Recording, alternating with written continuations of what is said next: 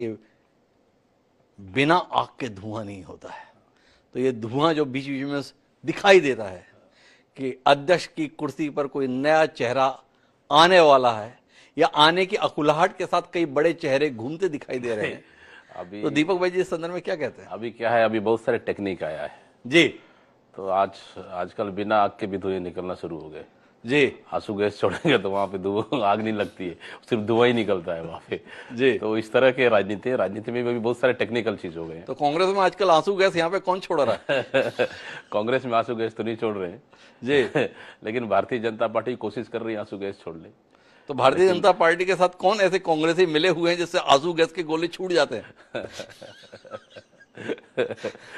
अब देखिए क्या है, अब कोई कांग्रेसी मिले हुए तो नहीं कह सकता, लेकिन क्या है, अब भारतीय जनता पार्टी देखिए अब इस 9 महीने में कहीं ना कहीं खुद को इतना ज्यादा परेशान में है जी तो कहीं ना कहीं उस परेशानी बाहर निकल नहीं पा रही है जी। उसी का नतीजा है कहीं ना कहीं हम लोग को उनकी नाकामियों को लेकर हम लोग को लड़ने का एक मौका दे रही है।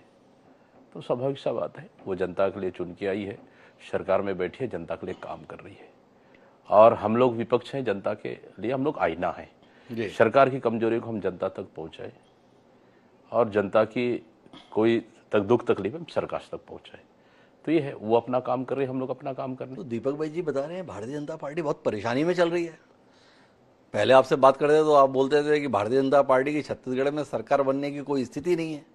कोई स्थिति ना होते हुए भी देखो छत्तीसगढ़ में भाजपा ने सरकार बना ली। इसके बाद लोकसभा चुनाव आए तो लोकसभा चुनाव में भी एक तरफा जीत जो है भारतीय जनता पार्टी को हासिल हो गई। उम्मीदें ना होते हुए भी सरकार बना ले रही है पार्टी, लोकसभा चुनाव में प्रचंड जीत हासिल कर ले रही है, फिर भी परेशान है भाजपा। ये परेशान क्यों दिखाई दे रही है दीपक भाई जी को भाजपा? देखिए वास्तव में जिस उम्मीद के साथ छत्तीसगढ़ की जनता ने भारतीय जनता पार्टी को जनादेश दिया जी, वो तो भारतीय जनता पार्टी खुद को भी उम्मीद नहीं थी कि हम सरकार बनाएंगे, ये सच्चाई है। लेकिन सरकार बना ली और 9 महीने से चला भी रही है। 9 महीने से कैसे चल रही है वो आप भी देख रहे हैं, हम भी देख रहे हैं, जनता भी देख रही है। क्योंकि इस 9 महीने में सरकार इतनी बुरी तरह से मतलब जनता का दिल जीतने में सफल नहीं हो पाई है।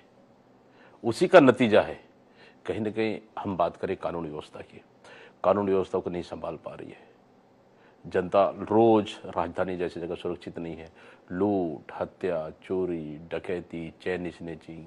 राजधानी में बस्तर का आदिवासी बेटा आता है राजधानी में पढ़ाई करने, उसका मर्डर हो जाता है।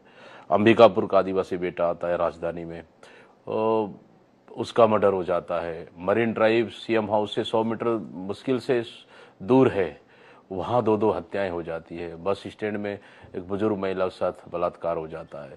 मतलब सार्वजनिक जगह अगर सुरक्षित नहीं है, राजधानी सुरक्षित नहीं है, चारों तरफ पुलिस के थाने हैं, सब चीज़ है, उसके बाद सुरक्षित नहीं है तो बाकी जगह हम कैसा कल्पना कर सकते हैं? देखिए इसके लिए विपक्ष हम लगातार लड़ते रहे जी। कानून व्यवस्था ठीक नहीं है, कानून व्यवस्था सुधार लो। ब्लॉक स्तर में धरना हुआ, जिला स्तर में धरना हुआ, प्रदेश स्तर में भी धरना हुआ। प्रदेश भी हम लोगों ने चंद समय में कवर्धा घटना को लेकर प्रदेश भी बंद कराए।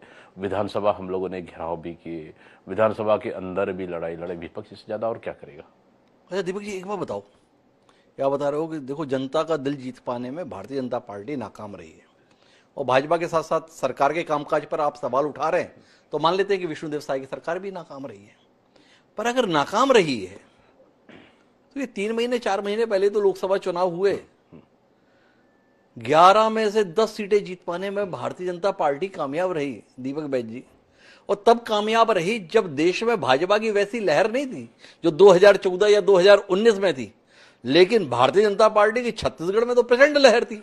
तो ये जरा विरोधाभास है। हाँ नहीं ठीक है, विरोधाभास में दृष्टि दीजिए नहीं आपका कहना ठीक है। कुछ राज्यों में भारतीय जनता पार्टी चुनाव जीतने में सफल रही, ये सच्चाई है जी, ये सच्चाई है, इनकार नहीं किया जा सकते।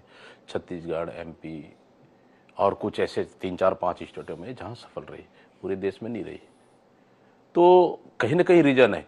छत्तीसगढ़ बनने के बाद जी, छत्तीसगढ़ का इतिहास देखें, छत्तीसगढ़ बनने के बाद 2004 का रिजल्ट आप देख लीजिए, 2009 का देख लीजिए, 2014 का देख लीजिए, 2019 में, हाँ 19 में एक है कि हम लोग 2 सीट जीत पाए थे, जहां बस्तर और कोरबा, जहां बस्तर से मैं स्वयं आता था।